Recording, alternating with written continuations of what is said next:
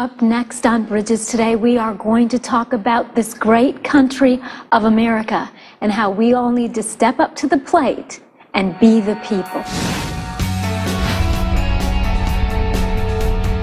Stay tuned. Bridges starts now. Dr. Carol Swain is my guest today on Bridges. She's no stranger to our set here. She's a Vandy Law professor, woman of God, and she loves this great country of America. And Dr. Swain, it's good to have you here. It's a pleasure to be back, Monica. You know, I love to have you because you have so many, I think, just honest and real things to say about this wonderful country. And really, you do love America, don't you? I do. I am a patriot at heart, and I love God, I love country, I love family. And so it really saddens me when I see the direction we've taken as a nation. Yeah, because it's not a toward God direction that we've taken. And you talk about so many issues that are so important to this country in your latest book, Be the People. And for me, I think, Dr. Swain, that's what it all gets down to, is that we just need to be the people. We do, and I think the American people, we tend to forget that under the U.S. Constitution, the preamble of the Constitution is we the people of the United States, and so the government is of the people, by the people, and for the people. And if it's not working in the way we want it to work, we can change things. Yeah, and that's what I want us to talk about today, and you know, in the months coming before the election, is really because the idea that I get from the media, Dr. Swain, is that we the people can't really change things, that there are just these people in the media and these really smart politicians, or whatever you want to call them, that feel like they know better than we do. And I guess I just want to ask you again, can we really change things? And if so, how would we change things? Well, first of all, I want people to realize that we are the majority, that in America, the overwhelming majority of people profess to be Christians. And they tend to be more conservative than the policymakers in Washington, the people that are making the decisions.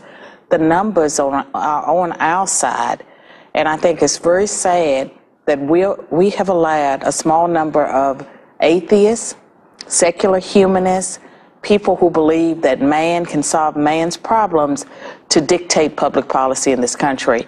And so the American people should not feel intimidated by people that have advanced degrees or people that have gone, you know, to the best schools and institutions, even though they may talk with $100 words. People need to trust their own judgment and apply their common sense to the issues of our day.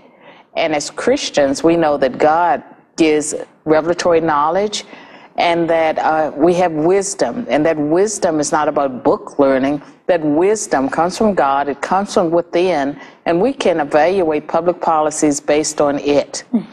So what I just heard you say, if I'm understanding you correctly, Dr. Swain, is that, you know, even though you're a Vandy Law professor and you've been to the big schools and all that, and we're not downing that, we're just saying that even if you don't have that, God's given us the ability to understand. He's given us wisdom. He's given us the ability with our common sense to look at these public issues and policies, and that we can speak up and not feel intimidated by anybody just because they use $100 words. Yes, and this thing about advanced degrees, I do have advanced degrees, but I don't feel that that makes me, you know, necessarily any better. It doesn't make me any smarter or any better than anyone else. That we all have wisdom, and I've been blessed to get those degrees, but I know people that are brilliant intellectually, but they don't have any common sense. And unfortunately, some of them are running our country. Yeah, they are. And they have this false idea that they know better than we do. And they want us to shut up, and they want us to think that we're narrow-minded and we don't know what we're talking about, and I'm not agreeing with that. And this thing about, you know, serving in Congress, if you look at the Congress, the Senate and the House of Representatives, it's composed mostly of millionaires, multimillionaires, and, you know, many of them have gone to a narrower set of elite schools. Well, that's not of the people. No. That we would be better off as a nation if we had people in Congress that had backgrounds that reflected the backgrounds of the American people. You don't need a law degree. You don't have to be a lawyer to be in Congress, even though many of them, if not most of them, are lawyers. Right. And so I'd like to see some everyday people that feel a calling in themselves to serve in government, to decide to step out there. And whether it's at the state level or the county level, or if they feel called to go to Congress or the House of Representatives, they do need to learn everything they can about campaigns and elections. Sure. They need to surround themselves with the right people, but they may need to step out there. I do believe God is calling people into areas where they may not have ever thought about going before, but they're needed there. Yeah, well, because if we look at what's there right now, Dr. Swain, it's not working. I mean, regardless of what anyone says, all those millionaires and lawyers and doing whatever they're doing, I'm not happy with the direction that the country is going. And you're saying that maybe somebody that is watching right now, that maybe they've been a carpenter, they've been a plumber, they've done some other type of work, but they feel like they want to be a part of the solution of this country, to learn what you need to about government process and campaigns, but that maybe God has called some people like that. And you know something too, like for the viewers, they may not know that at one time I was a high school dropout. I've worked in nursing homes, I've worked in a garment factory, I've had just about every kind of low-wage job. But God called me and ordered my footsteps in such a way that I became a university professor. It's not something I grew up wanting to become a university professor.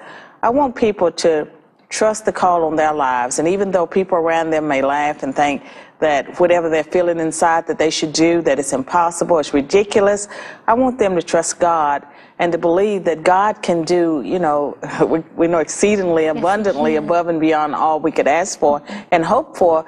But sometimes, you know, he takes those people at the bottom and he raises them up. And when he raises them into position, it is to speak with a different voice to the powers that be. And I think that there are millions of people out there in America that God is calling into service in these last days, and they need not be intimidated. They need to step up to the plate and be the people.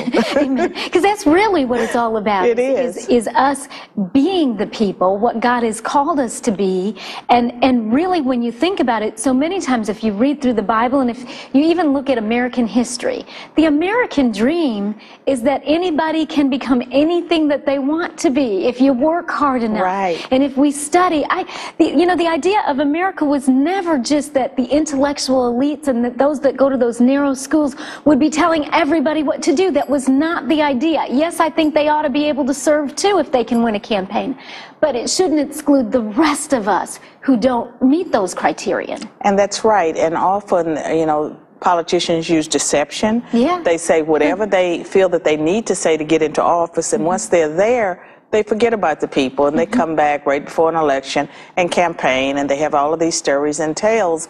I think the American people need to well, to the extent possible, and this is possible because there are organizations that track and monitor what politicians do, and so the average person doesn't have to go out there and get the voting records and look at what a member of Congress has been doing for the last 2 years. They can have organizations that track members of Congress, their voting records, state legislators, and can keep them informed.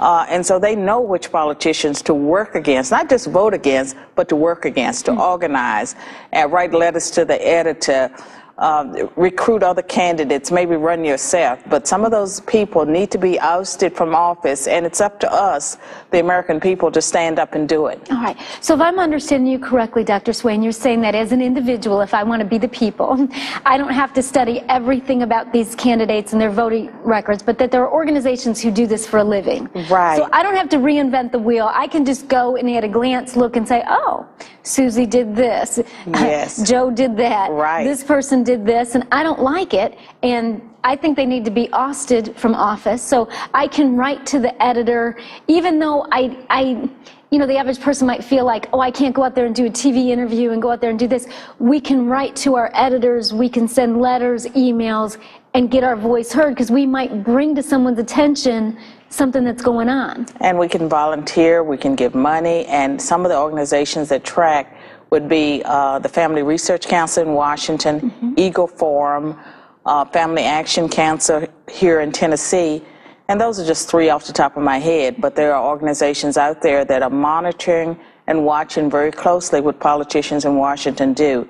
And for those that have deviated from Judeo-Christian values, those who are leading the country in the wrong direction, engaging in so much the pork that leads to the deficit spending, we can identify those people and we can replace them with individuals that show more restraint and common sense. Well, because we need some people that have common sense. We because, certainly do. The example that we're getting is that you can spend, and there's not a consequence. But, we working American people, that's not what our lives are like. If we spend more than what we make, we lose our homes. And the government can't continue just to print money, because when the government just prints money, No. you end up with all this inflation and the situation we're in now. Nor can we continue to just borrow money from China. No. If you look at, if you read the scripture Deuteronomy 24 that had 28, yes, Deuteronomy the 28 and that has blessings and curses. Some of the curses is, that the stranger among you will become the head and you become the tail. He'll lend to you and you become the borrower. That's what's happened to the U.S. is that we borrow, millions, if not billions of dollars from foreign nations.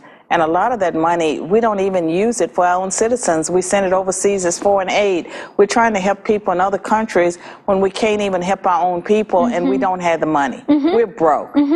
And they keep using words like they need revenue. It's like, yes, we need revenue. It's like, you know what? You need to quit spending, because that's what we average people in America would do. We would look at our budgets and our outgo and say, we got to tighten up our belts here.